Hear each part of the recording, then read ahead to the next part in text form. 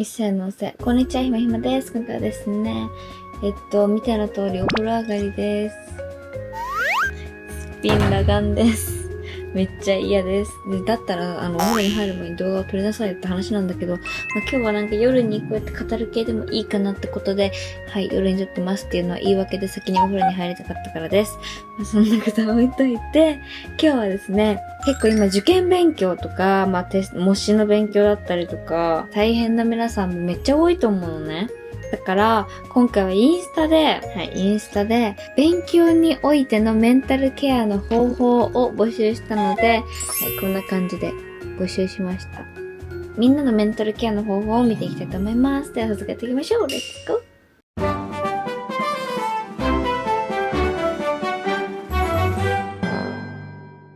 はい。というわけで早速見ていきたいと思います。結構参考になるものが多くて、ちなみに何て聞いたかというと、メンタルケアって多分いろいろあると思うんですけど、勉強においてのメンタルケア方法。テストの点数が良くなかった時、モチベが出ない時とかの、自分の気分の上げ方とか考え方を教えてくださいって聞きました。で、私も結構テスト期間にこうやりすぎちゃって、自分を追い詰めすぎてしまって、こうなっちゃったりとか、でなっちゃったりして、ほんとおかしいですよ。おかしくはない。なんかそうなっちゃうんですよ。結構たまに。なので、なんか私も参考にしたいし、なんか多分そうなっちゃう方も、メンタルやられちゃうことが多い方もいると思うから、ぜひみんなで参考にしていこうねってことで、見ていこう。はい。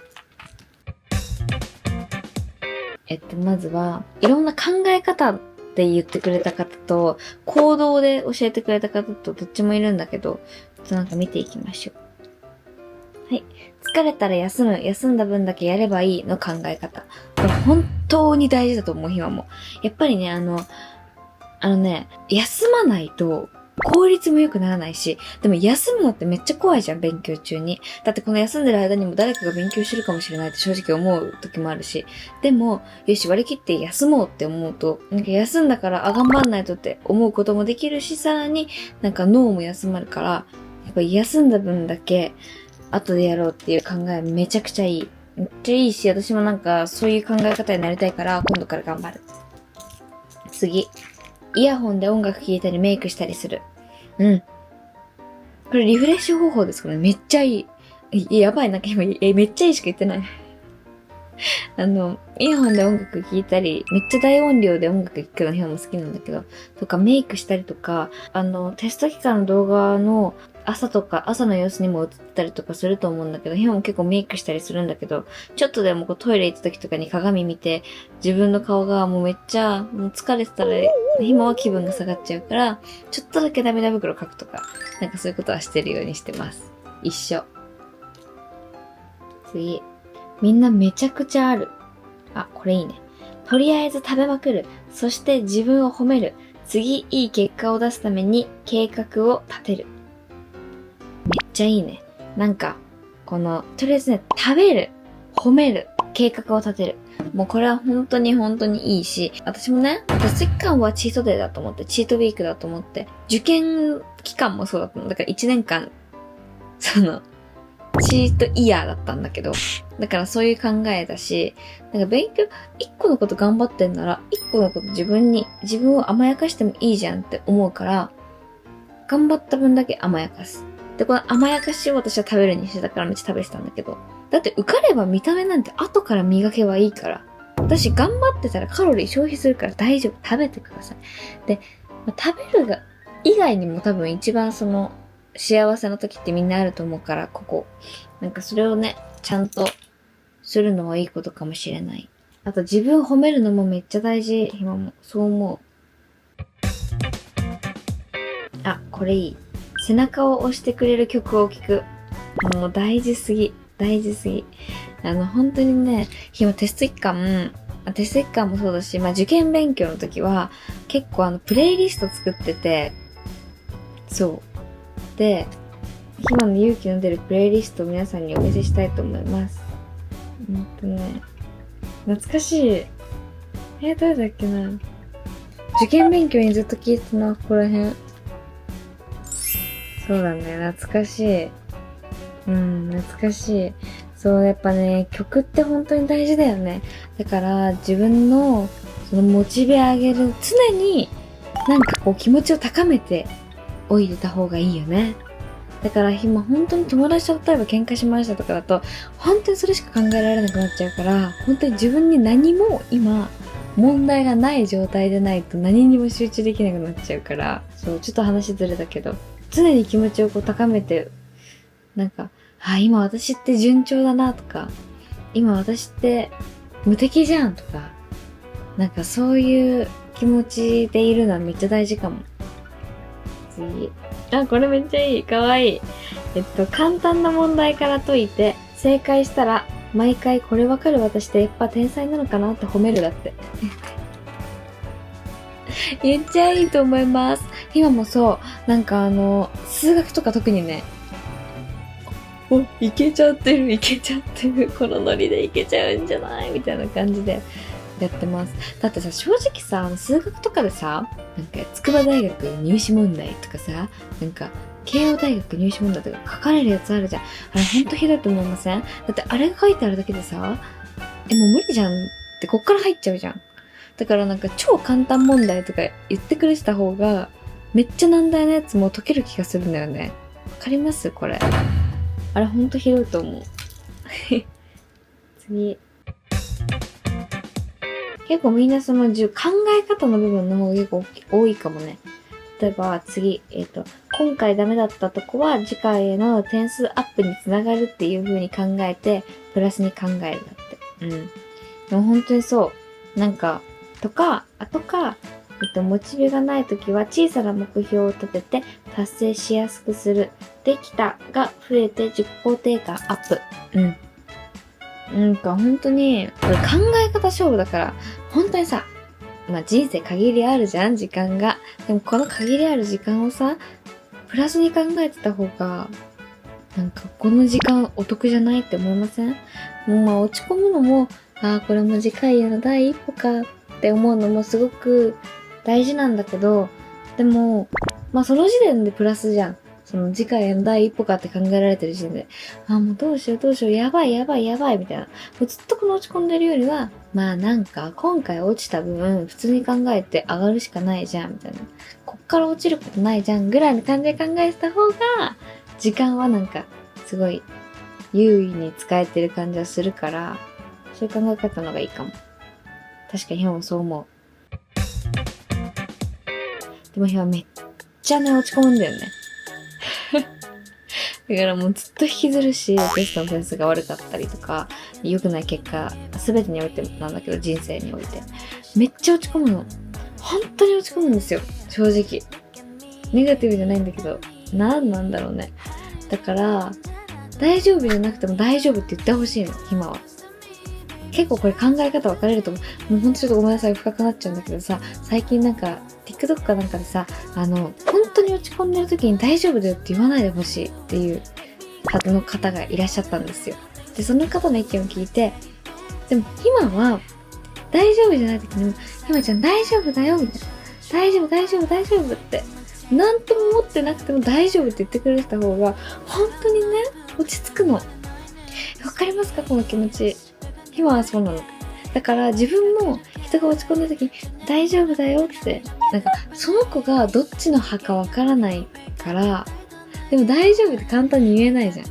今言ってほしいの。ほんとそこのバランスって人間考え方が本当に違うから難しいよね。その大丈夫って言葉があるだけでなんか安心材料になるから、何なんだろうね。難しいよね。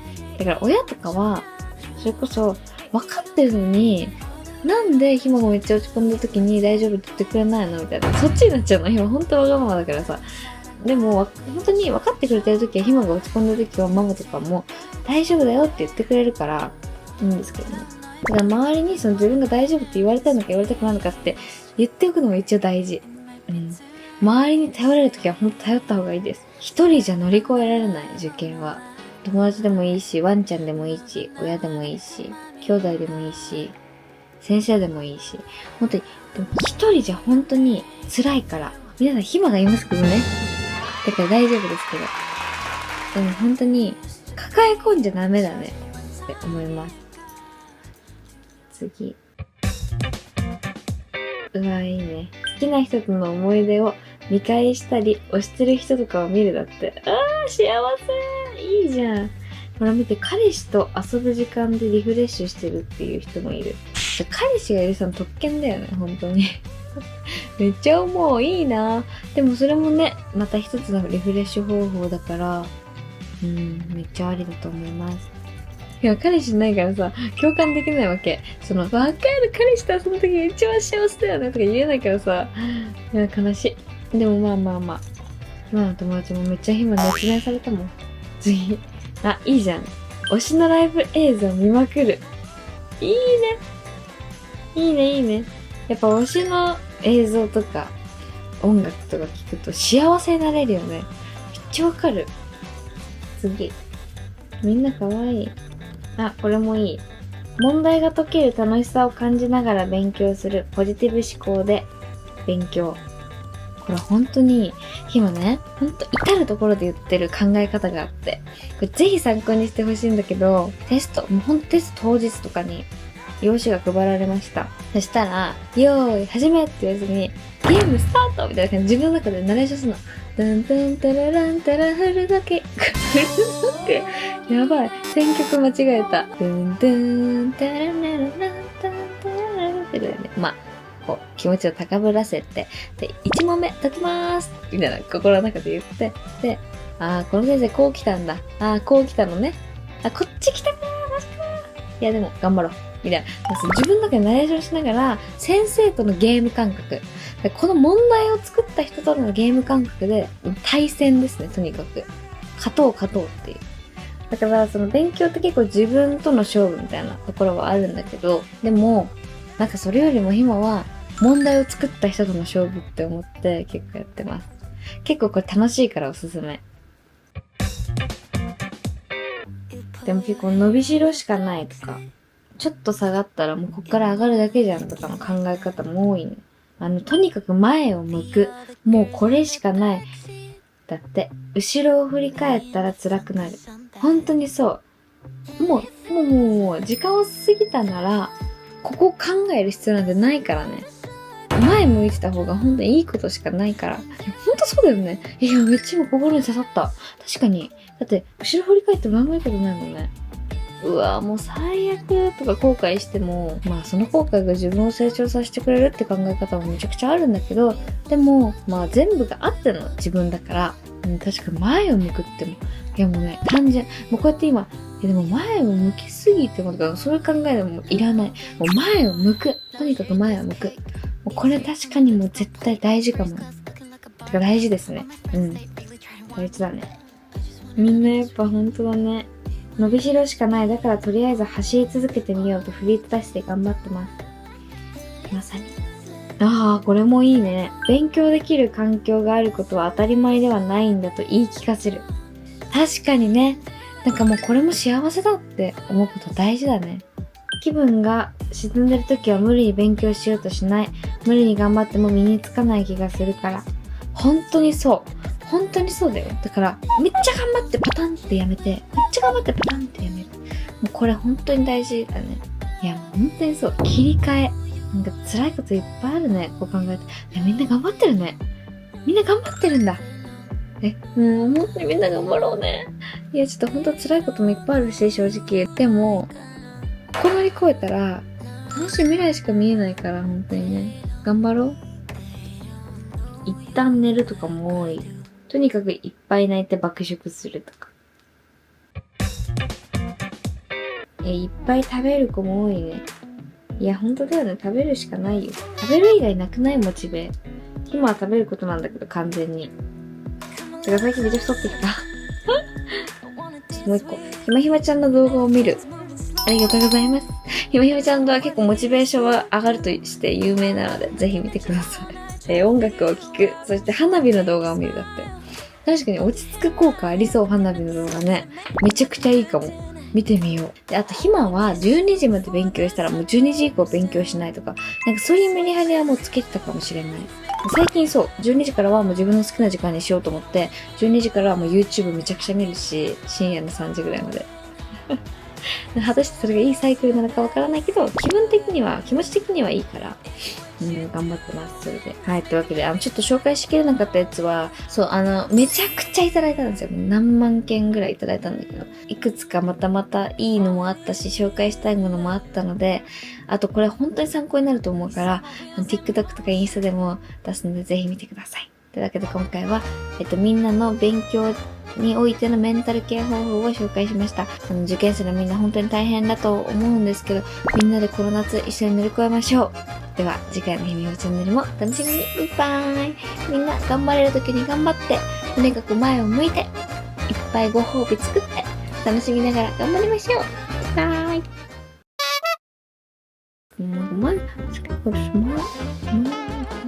これおまけに作って